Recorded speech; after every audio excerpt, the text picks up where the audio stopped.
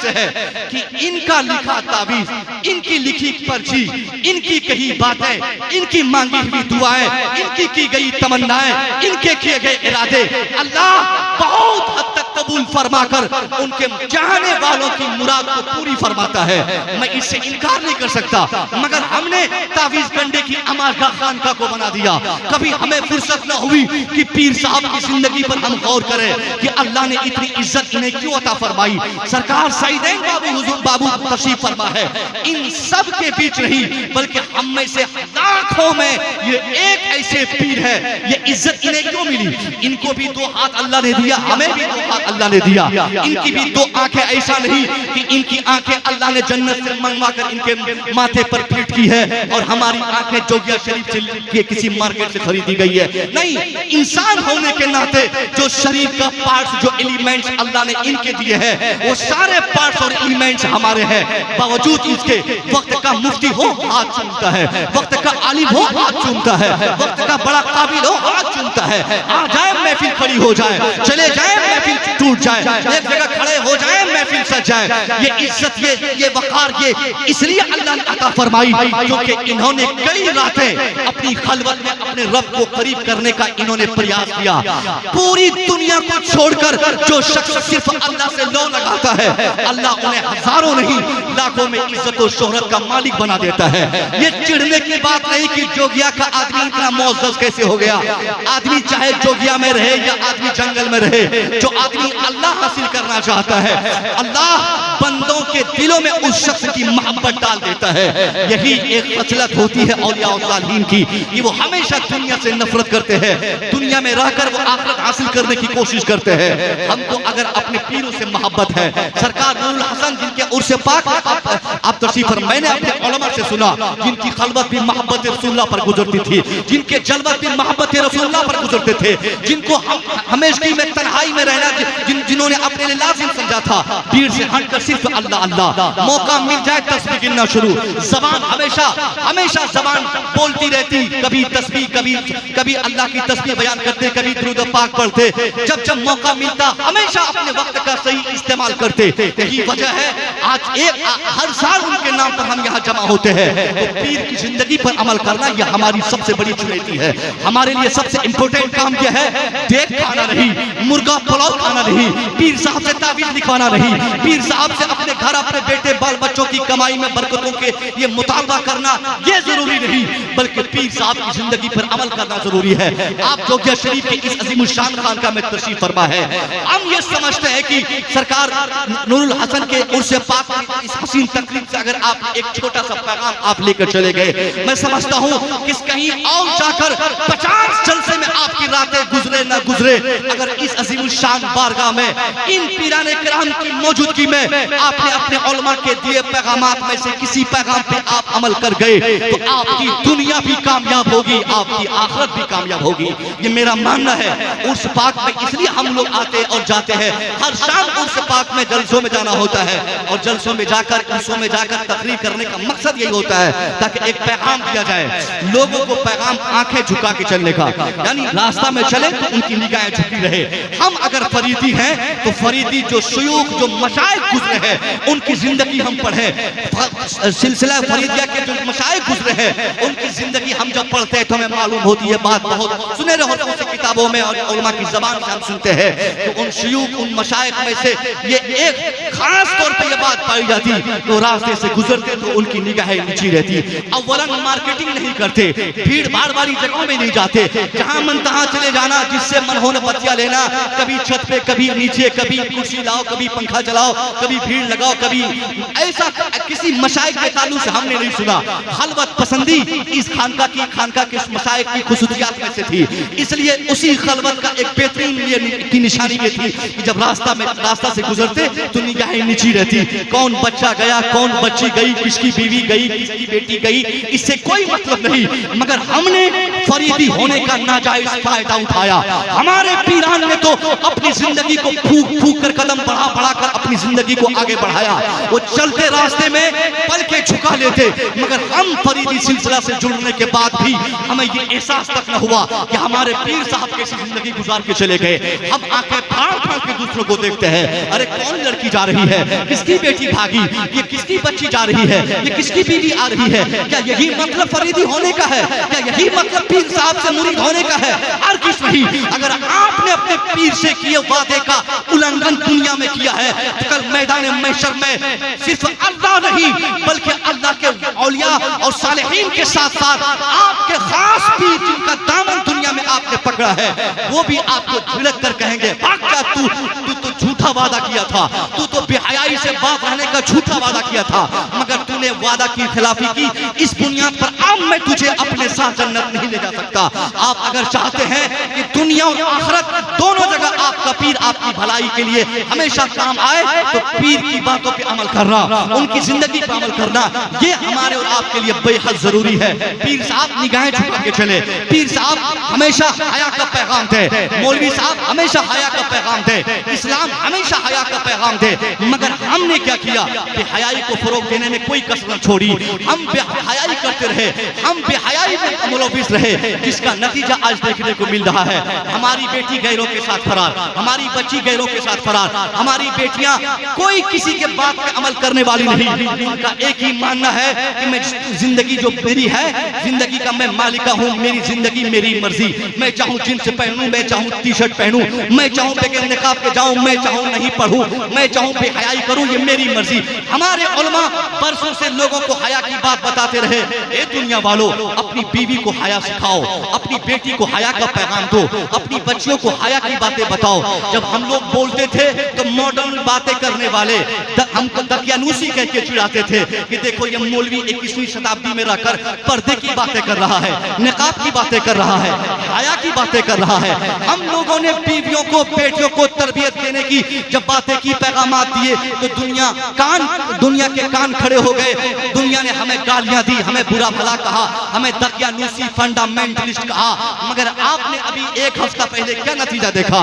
जिन लोगों ने हमको गालियां दी थी, जिन लोगों ने इस्लाम के कवानीन को बुरा कानून कहा था, जिन लोगों ने इस्लाम के पैगंबर के लाए हुए ज़ाब्ता-ए हयात और ज़ाब्ता-ए हया दोनों का उल्लंघन किया था, उन लोगों के माहौल में क्या देखा गया? एक लड़की पढ़ लिख कर होशियार होती है, शादी उसका बाप कराता है, शादी के बाद उसके शौहर के घर जाती है, शौहर की ललसा बढ़ी, मेरी बीवी बहुत एक्सीलेंट है, मेरी बीवी पढ़ने का शौकीन है, चलो इसे किसी अच्छे कोचिंग में डालते हैं। कोचिंग में उसका शौहर झाड़ू लगाकर, शौहर पैसा का इंतजाम करके, कर्जा मांग कर कहीं से पैसे का इंतजाम करके अपनी बीवी को किसी अच्छे इंस्टीट्यूट में डालता है ताकि उसकी बीवी पढ़ के कुछ अच्छा कर सके। 1-2 साल उसकी बीवी पढ़ती है, नतीजा क्या निकला? बीवी पढ़ के फर्स्ट अटेम्प्ट में आईपीएस रैंक का एक एग्जाम होता है जिसका एसडीएम कहते हैं, एसडीएम वो पास कर गई, 16वीं रैंक में आई, एसडीएम बन गई। एसडीएम उत्तर प्रदेश में इलाहाबाद में बनकर अब उसकी बीवी 2-4 साल खूब कमाई, खूब देती रही, खूब पैसा अपने शौहर को खिलाती रही। शौहर को जर्रा बराबर इसका एहसास नहीं हुआ कि मेरी बीवी, मैं इसे घर में कैसी तरबियत देता, मगर पैसों की लालच में आकर एक शौहर अपनी बीवी को छूट दे दिया, जहां पढ़ना हो पढ़ ले, जहां जाना हो चल जा, जिसके साथ बैठना हो बैठ ले, जिसके साथ मीटिंग अटेंड करनी हो कर ले, तुझे खुली आजादी है। खुली आजादी का एहसास एक भारी भरकम यूपीएससी के एग्जाम को क्रैक करने वाली लड़की, आप क्या कहेंगे? वो इलाहाबाद की एसडीएम कोई जाहिला है क्या? नहीं साहब, एसडीएम यूपीएससी रैंक के लोग होते हैं, एसडीएम पढ़े लिखे होते हैं, वो जाहिल नहीं। बावजूद इसके 2 बेटी एक शौहर को छोड़कर पूरे ससुराल को त्याग देकर किसी और के साथ लफड़ा मोल ले ली। अब वो शौहर जो चंद दिन पहले अपनी बीवी से कमाई खाकर और बीवी की तारीफ करते नहीं थकता कि देख मेरी बीवी एसडीएम बन गई, तेरी बीवी वहीं रह गई चूल्हा फूकने के चक्कर में घर पे बैठी, और मेरी बीवी देख एसडीएम बन गई। 5 साल तक बीवी की कमाई शौक से खाने वाला शौहर जब देखता है कि मेरी बीवी आजादी का नाजायज फायदा उठा रही है, मेरी बीवी दूसरों के साथ रातें गुजार रही है, अब उसकी आंखें खुली, कान खड़े हुए, उसका नतीजा क्या देखने को मिला? जिनके समाज ने और जिन लोगों ने मुसलमानों को, इस्लाम को, उलमा को दकियानूसी कहा था, अब वही लोग कभी इस थाने में कंप्लेन कर रहे हैं, कभी उस थाने में कंप्लेन कर रहे हैं, कभी डीएम साहब को बुला रहे हैं, कभी किसी वकील से बात कर रहे हैं कि कोई आए मेरी बीवी को बचाए, कोई आए میری دو بچیوں کو بچائے, کوئی آئے میری بیوی کو واپس کر دے. میں ایسے ماحول میں ایک چھوٹا سا پیغام میرے ہندو بھائی ہو, مسلمان بھائی ہو چکے, یہاں بہت سارے بھائی ممکن ہے خانقاہ ہے, ہندو بھائی بھی ہوں گے, چونکہ خانقاہ کوئی ہندو مسلمان کے لیے مختص نہیں ہوتی. خانقاہ کا دروازہ سب کے لیے کھلا ہوتا ہے. ہندو ہو وہ بھی آ جاؤ, مسلمان ہو وہ بھی آ جائے, سکھ ہو وہ بھی آئے, اپنے ہو وہ بھی آئے, غیر ہو وہ بھی آئے, دوست ہو وہ بھی آئے, دشمن ہو وہ بھی آئے. اس لیے خانقاہ سے جو پیغام ہو ایک عام پیغام ہو. ہماری خانقاہ جہاں بھی دیکھی گئی ہے وہاں غیروں کو بھی عزت دی جاتی ہے, تاکہ غیر ہماری خانقاہ میں جا کر اسلام سمجھنے کی کوشش کرے, اسلام کو قریب سے محسوس کرے, وہاں کے مشائخ کو دیکھے, پیران اعظام کو دیکھے, ان کے تقوی کو دیکھے, ان کی پاکیزگی کو دیکھے, ان کی زندگی کو دیکھے. تو وہ لوگ جو اسلام کے تعلق سے کنفیوژن اپنے دماغ میں رکھے ہوئے ہیں, کم سے کم پیران اعظام کو دیکھ کر وہ اسلام کو محسوس تو کر سکتے ہیں. اس لیے خانقاہوں میں اجازت ہوتی ہے, جو چاہے وہ آ سکتے ہیں اور اسلام کو سمجھ سکتے ہیں. اس لیے میں کہتا ہوں اگر آپ میں سے کوئی ہندو بھائی ہو تو آپ کو بھی کہتا ہوں, اسلام کا پیغام, صرف اسلام کا پیغام اگر وہ شخص مان لیا ہوتا, یا کوئی بھی دنیا کا شخص مان لے, اسلام نے جو پردے کا ماحول دینے کا جو بہترین پیغام دنیا میں نشر کیا تھا, بہت زیادہ بیٹی کو پڑھانے کی ضرورت نہیں, بہت زیادہ بیوی کو تعلیم دینے کی ضرورت نہیں. آپ اگر بیوی اور بیٹی کو صحیح معنی میں کامیاب دیکھنا چاہتے ہیں تو ان کی کامیابی ان کی شکشا میں نہیں, ان کی کامیابی ان کی تعلیم میں نہیں, ان کی کامیابی ان کے بھاری بھرکم ڈگری میں نہیں. اگر بھاری بھرکم ڈگری حاصل کرنے سے ایک آدمی کی کامیابی متصور ہوتی, مانی جاتی, تو وہ بیوی اس کی کامیاب ہوتی اور اپنے شوہر کے گھر رہتی. پتا چلا تعلیم اس کو بے حیائی سے بچا نہ سکی, اس کی ڈگری اسے روک نہ سکی. اس لیے اسلام جو ذہن دیتا ہے اس اسلام کے دیے ہوئے ذہن پہ ہمیں عمل کرنے کی ضرورت ہے. اسلام کہتا ہے بہت زیادہ پڑھانے کے چکر میں نہ پڑا جائے, بہت زیادہ تربیت کی جائے, بچیوں کی تربیت, بچوں کی تربیت, بوڑھوں کی تربیت, جہاں جہاں جو بھی مل جائے اس کی خاص تربیت کی فکر کی جائے کہ ہمیں چلنا کیسے چاہیے, ہمیں زندگی کیسے گزارنی چاہیے, ہمیں بولنا کیسے چاہیے, سماج میں رہنا کیسے چاہیے, ایک دوسرے سے تعلقات کس طرح سے استوار کرنی چاہیے. اگر بیٹی میٹرک میں پڑھتی ہے, موبائل کی مانگ کر رہی ہے, تو بیٹی کو سمجھائے, بیٹی یہ غلط تم بول رہی ہو, بیٹی یہ موبائل تیرے لیے دشمن ہے. بیٹی انٹرمیڈیٹ میں پڑھتی ہے تو ہماری ذمہ داری ہے کہ ہم اپنی بیٹیوں کو چیک کریں کہ میری بیٹی انٹر میں پڑھ رہی ہے, پڑھانے والا کون ہے, پڑھنے جہاں جاتی ہے وہ کس کے ساتھ جاتی ہے, کس کے ساتھ بیٹھتی ہے, کون اس کا ٹیوٹر ہے, کون اس کا ماسٹر ہے. جو باپ اپنی بیٹی کو, جو شوہر اپنی بیوی کو, جو بھائی اپنی بہن کو, جو لوگ اپنے گھر کی عورتوں اور بیٹیوں کو کھلے عام چھوڑ دیتا ہے, انہی کی بیٹیاں آگے چل کے ان کے لیے کال بن جاتی ہے. اور جو شخص اپنی بچی, اپنی بیوی, اپنے گھر کی چھوٹی چھوٹی بچیوں اور بہنوں کو تعلیم سے زیادہ ان کی تربیت کی فکر کرتا ہے, وہ انسان بہت زیادہ پڑھ لکھ کر کامیاب نہیں بھی ہو تو کیا ہوا, ان کو جو عزت کی دولت ملتی ہے, یہی دولت ان کی دنیا اور آخرت دونوں کامیاب کر دیتی ہے. کیا سمجھ رہے ہیں آپ؟ یہ خانقاہ کا پیغام ہے.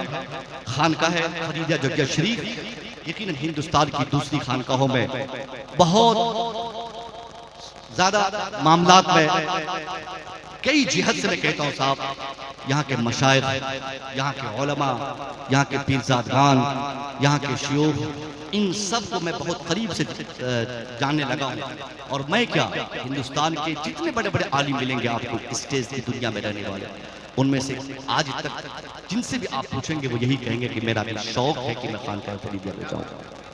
یہ ایسی واحد خانقاہ ہے, یہ اکیلی ایسی خانقاہ ہے جہاں پر آنے کے بعد ہر خطیب اور شاعر کو لگتا ہے کہ میں اپنے گھر میں آیا. کیا بات ہے, زندہ باد. کوئی الجھن نہیں, کوئی ہیجیٹیشن نہیں, کوئی تکلیف نہیں. جب عالموں کو اتنی عزت ملتی ہے آپ سمجھ سکتے ہیں کہ جو اس خانقاہ سے جڑے مریدین ہوں گے ان کو کتنی عزت ملتی ہوگی. اور جو عزت حضرت لوگ ابھی یہاں دیتے ہیں, یقیناً یہ عزت یہ مرنے کے بعد بھی وہاں دلائیں گے انشاءاللہ. اگر آپ اس خانقاہ سے جڑے ہیں یہی پیغام ہے, آپ حیا اور تربیت پر خاص دھیان دیں. خانقاہ میں آئیں, پیر صاحب کی بارگاہ میں بیٹھ کر تربیت آپ کی ہو, تاکہ آپ کی دنیا میں جو کمی ہے, چونکہ یہ روحانی علاج کا کیندر ہے خانقاہ. اسے ایک طرح سے آپ ہاسپٹل کہہ سکتے ہیں، روحانی علاج، روح کا علاج جہاں ہو اسی کو ہم خانقاہ کہتے ہیں۔ جسم کا علاج جہاں ہو وہ ڈاکٹر کا کلینک ہے، وہ میڈیکل کالج ہے، اور جہاں روح بگڑتی ہے اور بگڑی ہوئی روح کا جو صحیح ٹریٹمنٹ کیا جاتا ہے اسی کو خانقاہ ہم کہتے ہیں۔ خانقاہ میں ہم آئے، محبت سے پیش آئے، پیران نظام کی زندگی پر عمل کرنے کی کوشش کریں۔ میں دعا کروں گا انشاءاللہ کسی دوسری محفل میں، چکے باتیں بہت ساری مجھے کرنی تھی، وقت بہت زیادہ ہو چکا ہے، کھانے پینے کا بھی انتظام ہے۔ حضور پیر صاحب اللہ اشارے میں فرما گئے کہ بابو پھر تم کبھی آؤ گے تو پھر گفتگو ہو جائے گی۔ میں دعا کروں گا مولا تبارک و تعالی ہماری آپ کی سب کی اس مشترکہ حاضری کو قبول فرمائے۔ استغفر اللہ ربی من کل ذنب و اتوب الیہ۔ السلام علیکم۔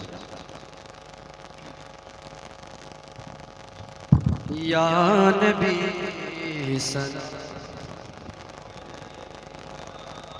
یا رسول سلام علیکہ، یا حبیب سلام علیکہ، صلوات اللہ علیکہ، شاہد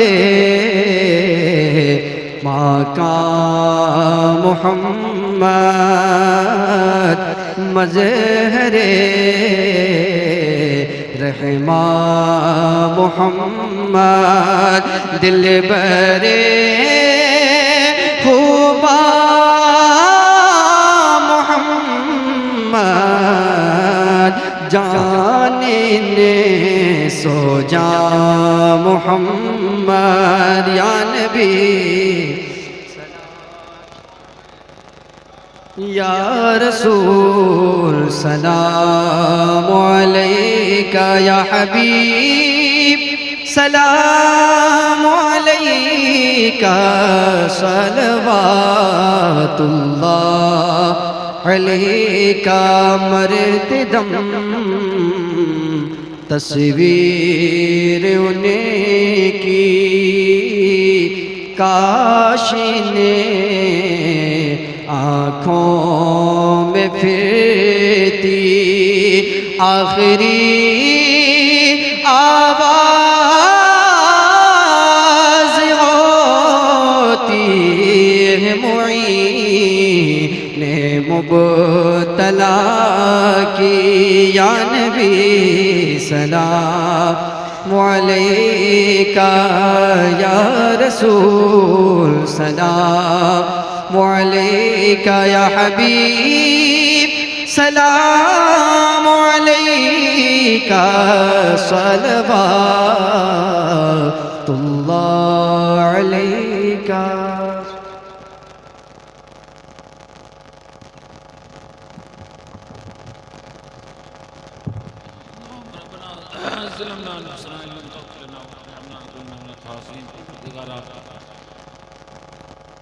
مولا آج کا یہ محفل، یہ جشن میلاد النبی صلی اللہ علیہ وسلم تو بہت وسالی تعریف کا جو بنا گیا ہم نے سے قبول فرما۔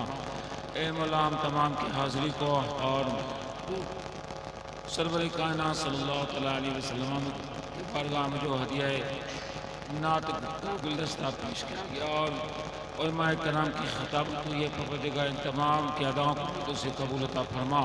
اے مولا جتنے حضرات یہاں پہ موجود ہیں مولا ہم تمام کی حاضری کو تو سے قبول عطا فرما۔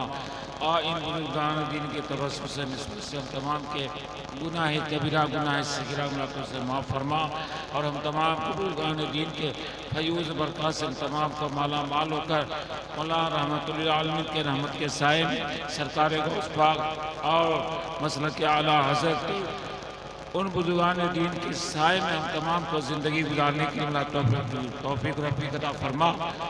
اللہ